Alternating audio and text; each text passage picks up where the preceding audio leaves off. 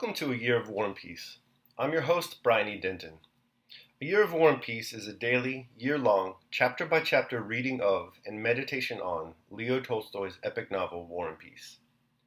In these videos and podcasts, you'll be treated to a free reading of one chapter per day of the novel, plus a reflective essay I've written individually tailored to that day's chapter. These readings are offered for free, though if you'd like to support me, you can do so in one of three ways. First, you could purchase my ebook, A Year of War and Peace.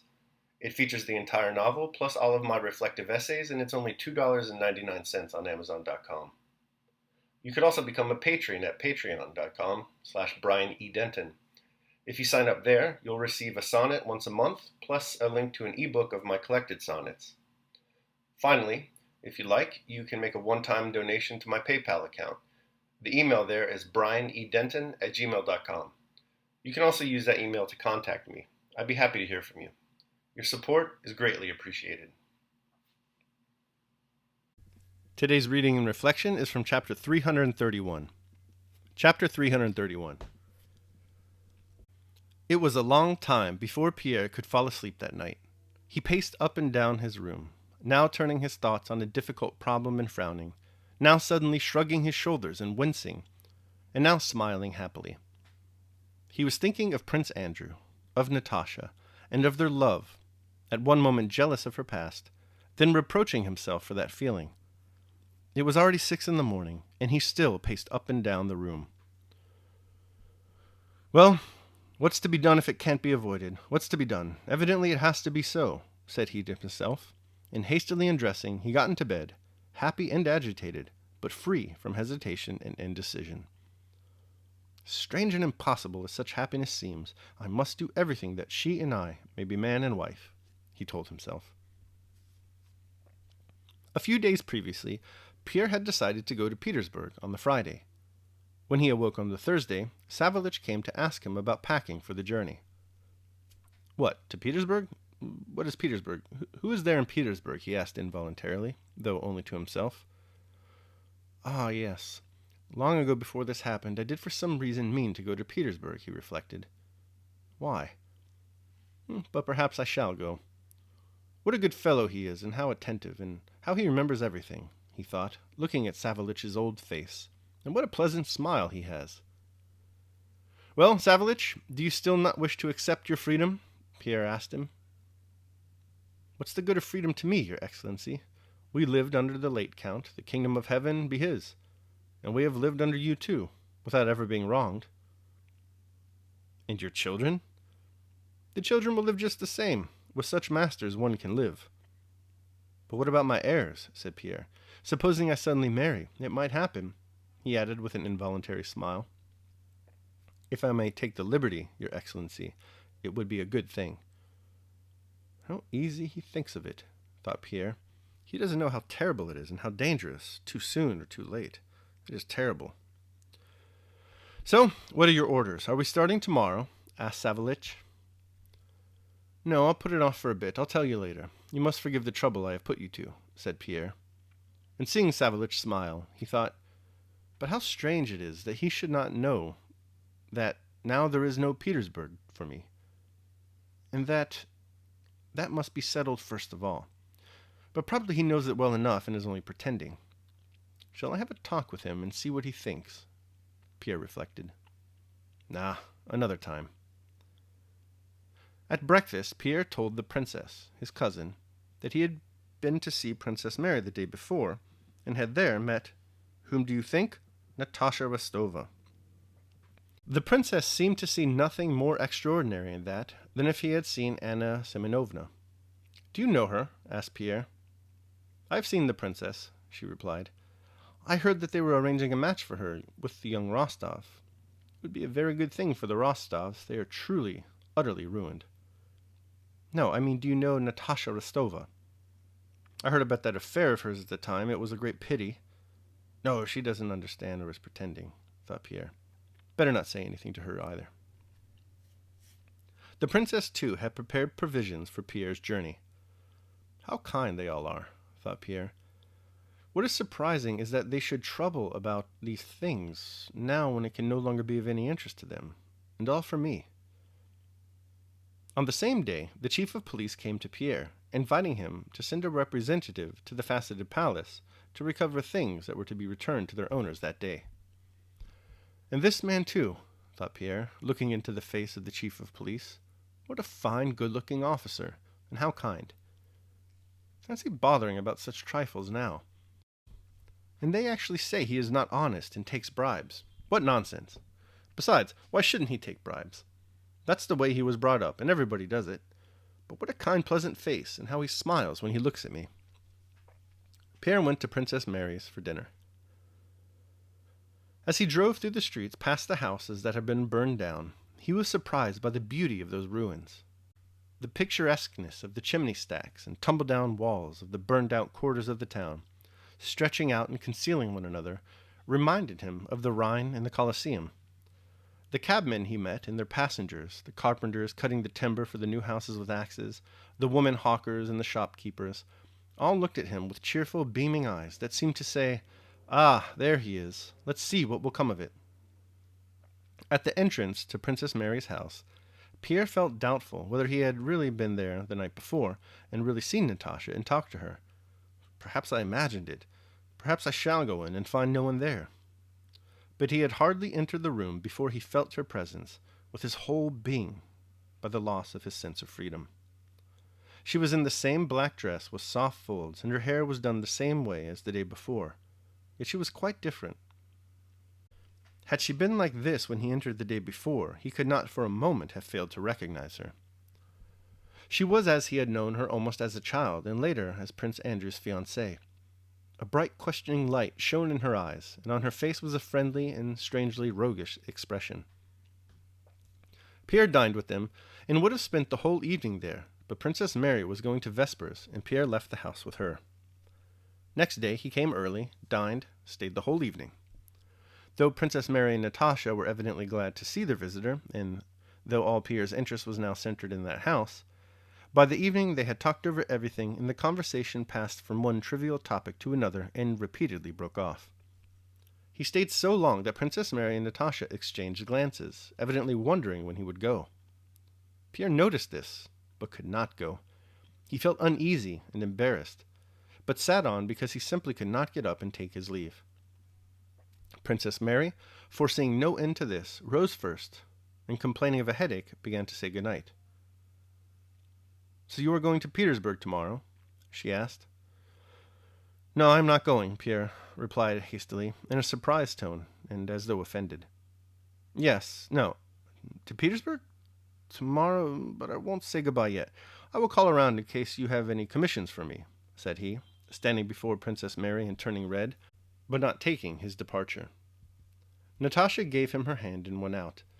Princess Mary, on the other hand, instead of going away, sank into an armchair, and looked sternly and intently at him with her deep, radiant eyes. The wariness she had plainly shown before had now quite passed off. With a deep and long-drawn sigh, she seemed to be prepared for a lengthy talk. When Natasha left the room, Pierre's confusion and awkwardness immediately vanished and were replaced by eager excitement. He quickly moved an armchair towards Princess Mary. "Yes, I wanted to tell you," said he, answering her look as if she had spoken. "Princess, help me. What am I to do? Can I hope? Princess, my dear friend, listen. I know it all. I know I am not worthy of her. I know it's impossible to speak of it now. But I want to be a brother to her. No, not that. I can't." He paused and rubbed his face and eyes with his hands.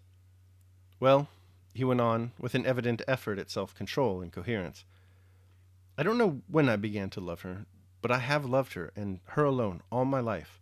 And I love her so that I cannot imagine life without her. I cannot propose to her at present, but the thought that perhaps she might someday be my wife, and that I may be missing that possibility is terrible. Tell me, can I hope? Tell me what I am to do, dear Princess," he added after a pause, and touched her hand as she did not reply. "I am thinking of what you have told me," answered Princess Mary. "This is what I will say. You are right that to speak to her of love at present—" Princess Mary stopped. She was going to say that to speak of love was impossible, but she stopped because she had seen, by the sudden change in Natasha 2 days before, that she would not only not be hurt if Pierre spoke of his love, but that it was the very thing she wished for. To speak to her now wouldn't do, said the princess all the same. But what am I to do then? Leave it to me, said Princess Mary. I know. Pierre was looking into Princess Mary's eyes. Well, he said. I know that she will love you, Princess Mary corrected herself. Before her words were out, Pierre had sprung up with a frightened expression and seized Princess Mary's hand. What makes you think so? You think I may hope? You think? Yes, I think so, said Princess Mary with a smile. Write to her parents and leave it to me. I will tell her when I can. I wish it to happen, and my whole heart tells me it will. No, it cannot be. How happy I am. But it cannot be. How happy I am. No, it cannot be, Pierre kept saying as he kissed Princess Mary's hands. Go to Petersburg. That will be best, and I will write to you, she said. To Petersburg? Go there? Very well, I'll go. But I may come again tomorrow? Next day, Pierre came to say goodbye. Natasha was less animated than she had been the day before.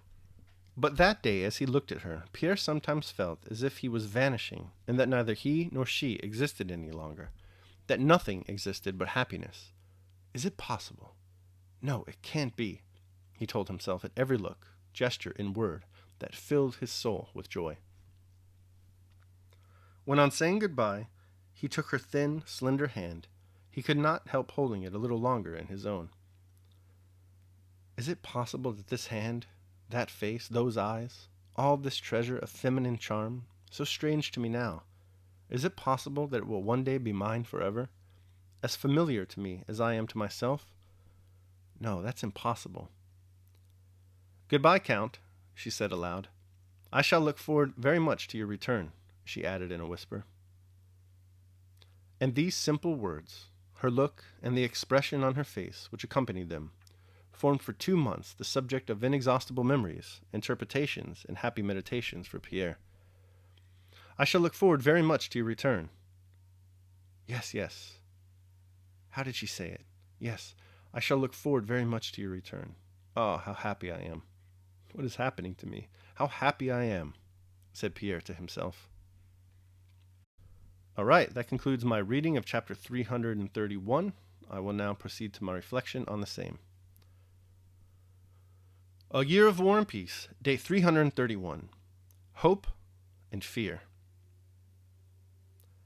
The narrator of G.K. Chesterton's first Father Brown story, The Blue Cross, ruminating on the role of chance in criminal investigation, reflects that there is in life an element of elfin coincidence which people reckoning on the prosaic may perpetually miss. While no crime save the theft of a heart appears in today's chapter, there is a major coincidence in relation to Pierre Bezukhov's character development. It may not, for those reckoning on the prosaic, be immediately apparent, but it is there. For the past few days, you see, we've meditated on Pierre's recent enlightenment. We've noticed that he's more calm, better adjusted, well-focused, and mentally tranquil. Now, as if by means of some otherworldly coincidental test of his new life, Pierre is confronted with the prospect of romantic love, a subject historically at odds with regular mental tranquility. How does he fare with this test? Does he maintain his composure? Not really. Today, he backslides a little bit. The old agitation in his behavior returns. Confusion clouds his mind. He stumbles over his thoughts and has difficulty articulating himself. All this occurs because he decides that he must marry Natasha, but is not sure if she will have him as her husband. Here we return to Epictetus's teaching that unhappiness is born from desiring something that does not come about. It's important for Pierre, if he wishes to continue on the path of mental tranquility, that he not allow his desire for Natasha to overwhelm him. This isn't to say, of course, that he shouldn't pursue a relationship with Natasha. In fact, a relationship with her might be beneficial to him. In today's chapter, for instance, he experiences a brief moment of anatta, as if he was vanishing, and that neither he nor she existed any longer, that nothing existed but happiness. That's nice, but he must not allow his desire to outpace his mindfulness. Otherwise, he might revert to the old Pierre. The old Pierre is fun to read about, sure, but he's also a complete mess. Daily meditation. You will cease to fear, says Hecaton, if you cease to hope. You may ask, how can things so different go hand in hand? The truth is, my dear Lucilius, that though they may seem to differ, that are in fact attached. One chain joins the prisoner and his guard, and these two, different as they are, walking step in the same way. Fear keeps pace with hope. Nor do I find it surprising that they keep company, for each belongs to a mind in suspense, a mind hanging on what the future might bring. The cause in both cases is failure to adjust ourselves to the present and a tendency to project our mental processes far into the future. Seneca, Letter on Moderation. All right, so that concludes my reading of and reflection on chapter 331 of War and Peace. I hope you enjoyed it. Thanks so much for listening. Remember that if you'd like to support me, you can do so either by purchasing the ebook Year of War and Peace, becoming a patron on patreon.com, or making a one-time donation to PayPal. The links to all that are down below in the description alongside my Amazon wish list for books and movies. If you decide to buy me a book or a movie, we'll set up a Zoom call or something to discuss that book or that movie. I look forward to that. At any rate, tomorrow we will be reading and reflecting on chapter 332 of War and Peace. I hope you'll join me. Until then, take care of yourselves and others.